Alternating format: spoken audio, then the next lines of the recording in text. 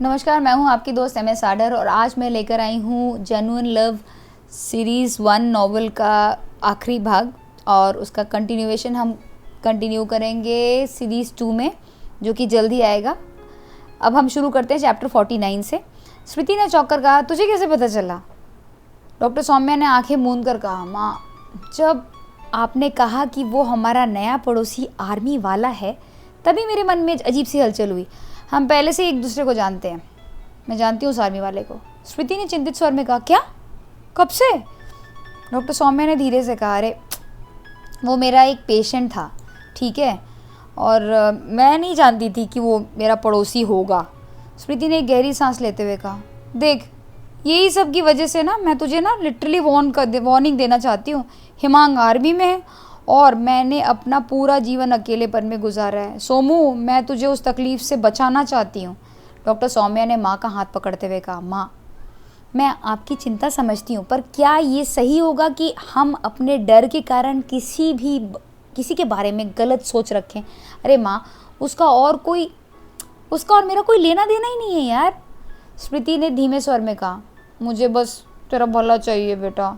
Doctor Saumya ने मुस्कुराकर कहा, मैं आपसे वादा करती हूँ कि मैं अपने जीवन का फैसला पूरी समझदारी से लूँगी, लेकिन मैं किसी भी हालत में प्रत्युष से ज़बरदस्ती शादी नहीं करूँगी, ना ही जल्दबाजी में कोई डिसीजन लूँगी।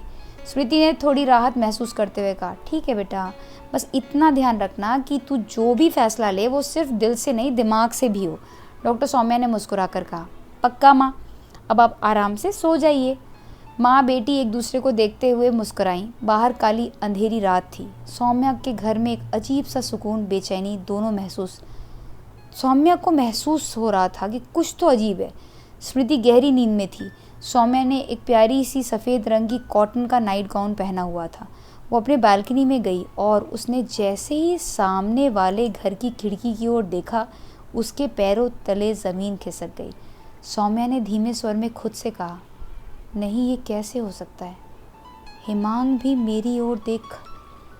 वह जल्दी से घर के अंदर चली गई, लेकिन दिल की धड़कन तेज़ हो गई थी। उसने खुद को संभालने की कोशिश की, लेकिन दिमाग बस उसमें वही अक्स घूम रहा था, हिमांग का। सौम्या ने अपने दिल पर हाथ रखकर गहरी सांस लेना शुरू कर दिया। वहीं दूसरी ओर मेजर हिमांग अपने स्टडी रूम में बैठा था। हल्की रोशनी में उसे सामने वाली खिड़की में किसी का अक्स दिखा। हिमांग ने खुद से कहा, यह अजीब है, कोई मुझे देख रहा था। क्या ये मेरी नज़र का धोखा है? वो खड़ा हुआ और खिड़की के पास आया, लेकिन तब तक सौम्या पर्दा गिरा चुकी थी। हिमांग ने एक लंबी सांस ली और मुस्कुराया। उसके दिल की धड़कन बुलेट ट्रेन से भी तेज़ हो चुकी थी। हिमांग ने मुस्कुराते हुए कहा, तुम भी यहाँ हो डॉक्टर सौम्या?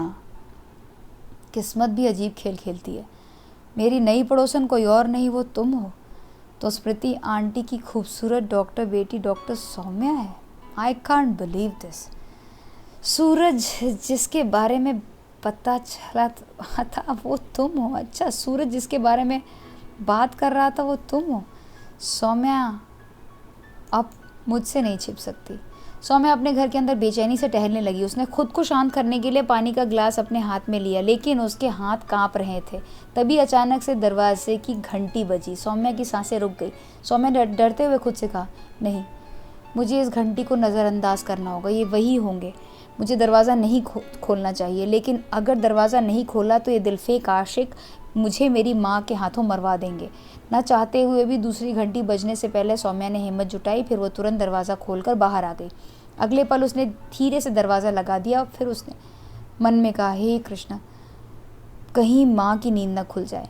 वो पोर्च पर खड़ी थी। सामने लंबा चौड़ा हैंडसम मेजर हिमांग खड़ा था, हल्की मुस्कान के साथ, आंखों में वही पुरानी शरारत लिए हुए। हिमांग ने अपनी गहरी आवाज़ में धीरे से आश्चर्य के साथ कहा, तुम वाकई में यहाँ हो? मैंने सोचा था कि मेरी आंखें धोखा खा रही हैं, लेकिन नहीं, तुम तो हकीकत हो। सौम्या ने अपनी नज़रें चुरा ली। उसके बदन की नेचुरल खुशबू हिमांग को बेकाबू कर रही थी। सौम्या बिल्कुल खामोश थी। उसके रोम रोम में सिहरन सी हो रही थी। वो घर के अंदर जाकर किसी कोने में छिपकर बैठ जाना चाहती थी, लेकिन वो जानती थी अब छिपना बेकार है। सौम्या ने सहज होने की कोशिश करते हुए कहा, हाँ, मैं यहीं शिफ्ट हुई हूँ, लेकिन ये सिर्फ एक इत्तेफाक है हिमांग। हिमांग उसके थोड़ा और करीब आ गया। उसकी आवाज़ में एक नरमाहट थी। उसकी मस्क मेलन कोलोन की खुशबू से सौम्या के बदन में एक अलग सी थिरकन हो रही थी। हिमांग ने धीमे स्वर में कहा, शायद इत्तेफाक नहीं, या शायद हमारी अधूरी कहानियाँ खुद अपना रास्ता ढूंढ लेती हैं। सौम्या की धड़कन और तेज़ हो गई, लेकिन उसने खुद को मजबूत बनाए रखा। सौम्या ने संयम रखते हुए कहा, तुम अब भी वैसी ही बातें कर रहे हो जैसे हम मिल्की के जंगलों में हों। मैं अब भी किसी सवाल का जवाब नहीं दे सकती हिमांग। हिमांग हल्का सा हंसा लेकिन उसकी आंखों में गहराई थी। हिमांग ने गंभीर स्वर में कहा, मैंने जवाब मांगा ही कब था सौम्या, मैं तो बस ये देखने आया था कि तुम ठीक हो या नहीं। सौम्या को कुछ जवाब नहीं सूझा। वो जानती थी कि हिमांग के सामने उसकी सारी दीवारें कमज़ोर पड़ जाती हैं। वो बिना कुछ कहे अंदर जाने लगी, लेकिन तभी हिमांग ने हल्के से उसकी कलाई पकड़ ली। हिमांग ने गंभीर स्वर में कहा, अगर तुम्हें छिपना है तो पर्दे गिराने से पहले अपनी परछाई का भी ख्याल रखना चाहिए। मैं तुमसे ज़्यादा तुम्हारी परछाई को पहचानता हूँ, तुम्हारी हर आहट को महसूस करता हूँ, और तुम्हारी ये खुशबू। सौम्या ने अपने आप को काबू करते हुए हिमांग की बात को बीच में काट दिया। उसने धीरे से अपने होठों को अपने दांतों तले दबाते हुए कहा, काफ़ी रात हो चुकी है। सौम्या की सांस अटक गई। उसने धीरे से अपनी कलाई छुड़ाई और बिना कुछ कहे दरवाज़ा बंद कर लिया। अंदर आकर वो दीवार से टिक गई और अपने धड़कते दिल को थामने की कोशिश करने लगी। बाहर हिमांग हल्की मुस्कान के साथ वापस चला गया, लेकिन दोनों के मन में बहुत कुछ बाकी था, जो शायद आने वाले दिनों में अलग मोड़ लेने वाला था।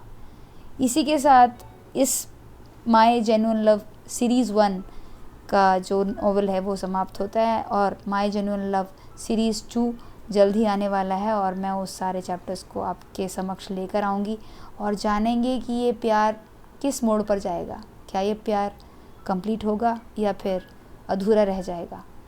इसी के साथ इस रोमांटिक नॉवल का ये वाला अंतिम चैप्टर यहीं पे कंप्लीट होता है। मिलते हैं बहुत जल्द, जिसमें मैं आप सबको अगले सीरीज़ पार्ट 2 की कहानी सुनाऊंगी। दोस्तों, आपको ये ऑडियो बुक अगर थोड़ी भी पसंद आई है तो ऑडियो बुक को लाइक कर दीजिए, और चैनल को सब्सक्राइब नहीं किया तो चैनल को सब्सक्राइब कर लीजिए। Thanks for watching. हमेशा मुस्कुराते रहिए। Have a blissful life.